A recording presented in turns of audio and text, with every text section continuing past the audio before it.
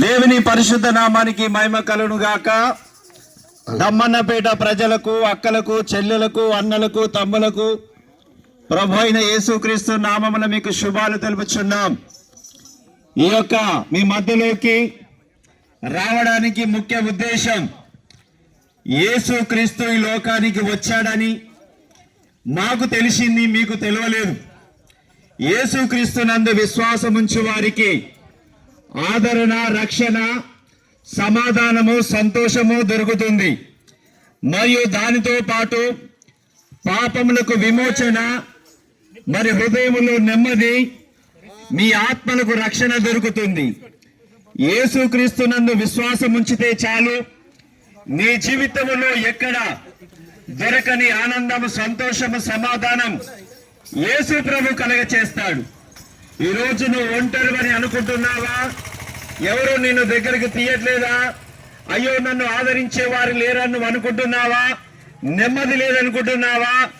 నిద్ర సరిగా పడట్లేదా? అయ్యో నాకు తోడెవరు లేరని బాధపడుతున్నావా?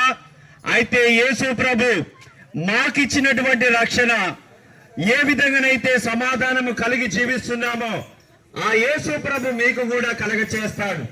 అయితే నువ్వు చేయవలసిందల్లా యేసు నందు విశ్వాసం ఉంచితే చాలు, యేసును నమ్ముకుంటే చాలు, నీకు సంతోషము, సమాధానము దొరుకుతుంది. పరలోక రాజ్యము అనగా ఈ లోకములో మనకు శాశ్వతము కాదు, కానీ పరలోక రాజ్యం అంటూ మనకు ఒకటి ఉన్నది. మనము మరణించిన తర్వాత మన ఆత్మలకు సమాధానము, విశ్రాంతి దొరికే రాజ్యము ఆ యేసు ప్రభు ఈ లోకానికి వచ్చి మనకు తెలియజేసి మనల్ని బలపరిచాడు. ఆ యేసు నందు విశ్వాసం ఉంచితే ఈ లోకములో సమాధానంతో పాటు పరలోకములో, పరలోక రాజ్యంలో నీకు స్థానం కూడా దొరుకుతుంది.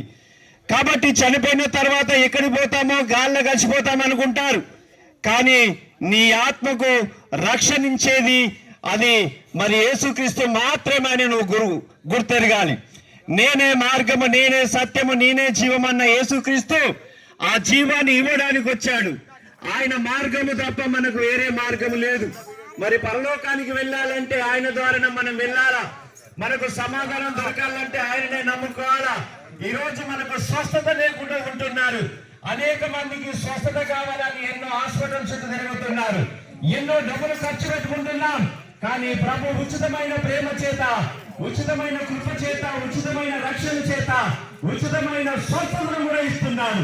ఆ స్వస్థత కావాలన్నా కూడా యేసు ప్రభు దగ్గర రావాలి. ఆ యేసు ప్రభు మాత్రమే నిన్ను, ఎవరి ద్వారా నీకు స్వస్థత కలగలేదో ఆ యేసు ప్రభు నీకు స్వస్థతనిస్తాడు. కాబట్టి ఆలోచించి అడుగు వేయవలసిన అవసరం లేదు. నీవు విశ్వాసం ఉంచి యేసు ప్రభు దగ్గరికి వస్తే చాలు, తప్పకుండా దేవుడు కార్యం చేస్తాడండి. నమ్మాలి, నమ్మి విశ్వసించాలి, వెంబడించాలి. నిన్ను ఏ పరిస్థితుల్లో కూడా యేసు ప్రభు విడిచేవాడు కాదు. ఆ పరిస్థితులందరిలో దేవుడు తోడుగా ఉంటాడమ్మా. కాబట్టి ఈ గ్రామ ప్రజలను మీకు తెలియజేదే ఉండగా, మరి ఈ యొక్క గ్రామంలో సేవ చేస్తున్నటువంటి దైవ సేవకులు పాస్టర్ మల్లేశం గారు ఉన్నారు. మీరు వారిని వెళ్ళి కలిసినట్లయితే తప్పకుండా మీకు అన్ని మార్గాలు బోధిస్తాడు.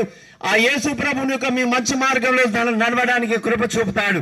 కాబట్టి మీరు అందరు కలిసి రావాల్సిందిగా కోరుకొంచు దైవ సేవకులుగా మీ కొరకు ప్రార్థన చేస్తున్నాం.